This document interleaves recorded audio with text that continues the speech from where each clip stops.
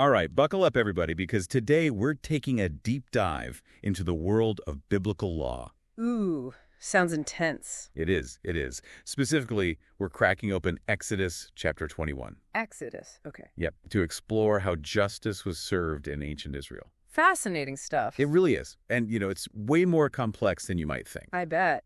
So what's our source material for this deep dive?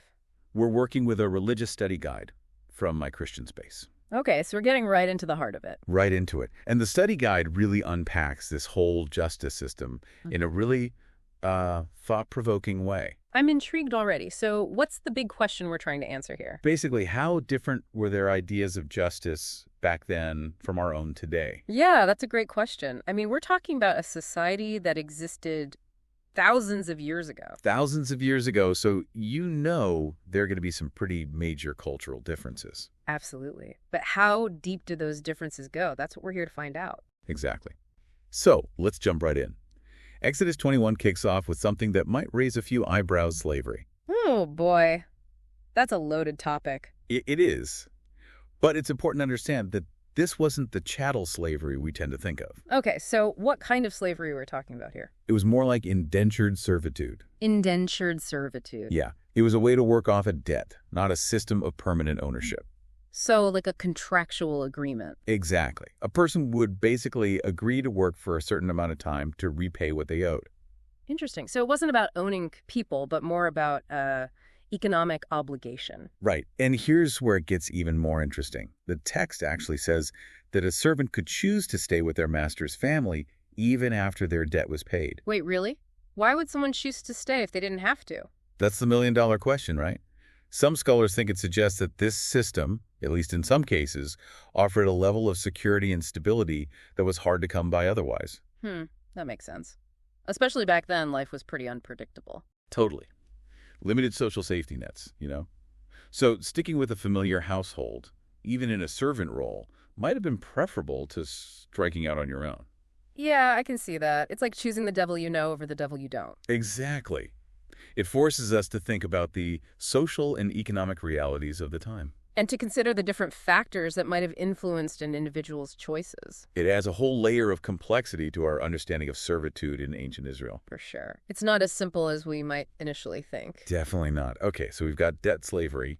Now let's talk about the position of women. Okay, what does Exodus have to say about that? Well, Exodus 21.711 gets into some pretty sensitive territory. Oh, like what? It talks about a father selling his daughter into servitude. Whoa, hold on.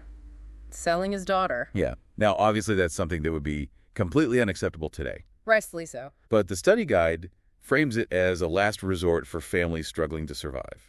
Like a desperate attempt to avoid starvation. Exactly. It's almost presented as a kind of biblical welfare system, if you can believe it. Biblical welfare system, huh? That's one way to put it. Yeah. But even with that framing, it's still a pretty unsettling concept. No doubt. I mean, imagine having to sell your own daughter into servitude just to make ends meet. It's heartbreaking. But it does highlight the harsh realities of life back then. Yeah, I guess poverty was a very real threat. Absolutely. And Yeah. families often had to make impossible choices just to stay afloat. It makes you wonder how much say women had in all this, That's the big question, right?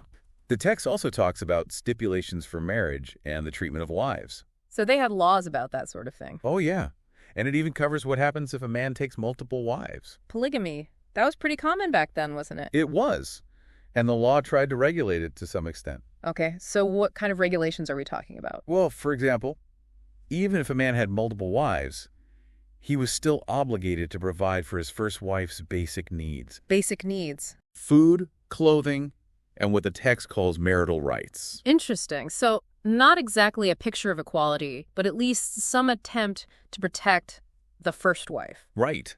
But it's clear that this system placed women in a subordinate position. Subject to the decisions of their fathers and husbands. Exactly. And it raises questions about how much agency they truly had. A lot to unpack there. A lot to For a unpack. start. And that's just the beginning. We haven't even touched on the concept of punishment yet. Oh boy. I have a feeling that's going to be a wild ride. Buckle up. It's about to get biblical. So where were we? Yes. Exodus 21.15 through 17. Family matters. Family matters indeed. And listener, let me tell you, This is where things get really interesting. Oh, how so? Well, imagine a world where striking or cursing your parents could land you the death penalty.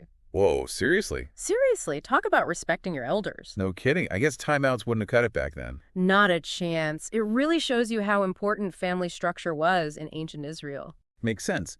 But it also makes you wonder, were there any safeguards in place? To protect children, I mean. That's a good question, and unfortunately, the text doesn't give us a clear answer. Yeah. But remember, these laws were operating within a larger cultural context, Right. so it's likely there were social norms and community oversight that helped to prevent abuse. Okay, that makes sense. It's like we're trying to understand a whole culture based on just a few fragments of information. Exactly.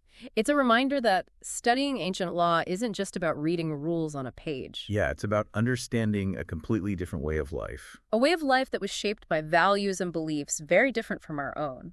So we've covered slavery, women's roles, punishment, and now family dynamics. What a whirlwind. But we can't forget about one of the most famous principles of biblical law. You're talking about eye for an eye, right? You got it. It pops up again and again in Exodus 21. And it's probably one of the most misunderstood aspects of biblical law. Oh, yeah, absolutely. People often see it as a call for brutal revenge. Right? Like tit for tat. But the reality is much more nuanced than that. Okay, I'm all ears. Tell me more.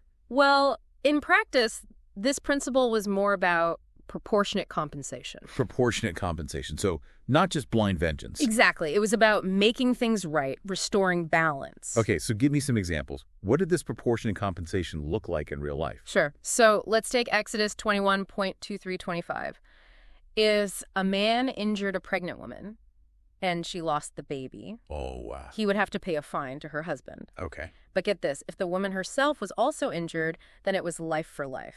So the punishment depended on the severity of the harm. Exactly. And it wasn't just about physical injuries either. Really?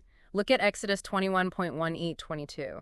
If someone hurt someone else during a fight, Yeah. they had to pay for the injured person's medical expenses. And lost wages too, right? We got it. Like a ancient version of workers' comp. Wow, that's fascinating. So it wasn't just about punishing the offender, it was also about taking care of the victim. Exactly. Restoring balance, remember. Right. This legal system was concerned with more than just punishment. It was about social responsibility, too. That's pretty progressive for an ancient legal system. It challenges our assumptions about what biblical law really means. So an eye for an eye isn't about revenge. It's about justice and making amends. It's about restoring balance and ensuring that the scales are even. And speaking of unexpected legal concepts, did you know Exodus 21 has a whole section dedicated to animal law? Animal law, seriously? Seriously, it's wild. Apparently, the Israelites took animal welfare pretty seriously. Well, that's kind of surprising. I know, right? It's not something you'd necessarily expect to find in an ancient legal code. So what kind of animal laws are we talking about here? Well, for example, they had specific rules about oxen that gored people. Oxen, like the animals. Yep, and these weren't just any oxen. These were oxen that were known to be dangerous. Like they had a reputation for being troublemakers. Exactly. And if one of these oxen killed someone, the owner could face the death penalty. Wow, talk about high stakes. Right. But there was a catch. If it was a first-time offense, the owner could pay a ransom to save the animal's life. A ransom? Like pay money to spare the ox? Yep. It was like the ox had legal rights, or at least its owner did. It's amazing how much they valued animal life back then. It is. But it also makes you wonder, if an ox was known to be dangerous, shouldn't the owner have taken precautions? Absolutely. And the law addresses that too. How so? It says if the owner knew the ox was a gorer but didn't restrain it, they were held responsible for any injuries or deaths. So there were consequences for negligence. Big time. In fact, the owner could even be put to death. Wow.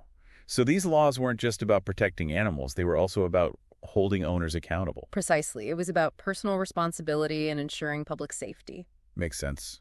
And these regulations weren't just for oxen. Nope. They had laws for other animals, too. Like what? Well, Exodus 21.35 and 36 deals with situations where one person's animal hurts another person's animal. Okay, so what happens then? The owner of the offending animal had to compensate the other owner. It sounds like they had a whole system of liability and property rights. They did. It's pretty impressive when you think about it. It really is. I mean, who knew animal law was such a big deal in ancient Israel? It just goes to show you how much these ancient laws can teach us about their values and their world. And how their ideas of justice even when it comes to animals, might not be that different from our own. Exactly. It's all about finding that balance, that harmony. Wow. It's hard to believe we've already reached the end of our deep dive into Exodus 21. Time flies when you're exploring ancient law. It really does. But we've covered so much ground: slavery, women's rights, family matters, punishment, even animal law. Quite a journey. It has been. And I think what's really struck me is how these ancient laws, as old as they are, Thousands of years old? yeah, thousands of years old, still speak to us today. They do, don't they? There's something timeless about these questions of justice. Absolutely. It's like we're looking back in time, but also seeing reflections of our own struggles. Struggles with fairness, with accountability, with building a just society. Exactly.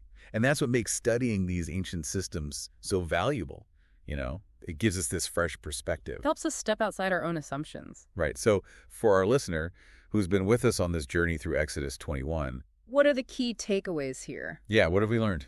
Well, I think the biggest takeaway is that justice is rarely simple. Black and white, yeah. Exactly.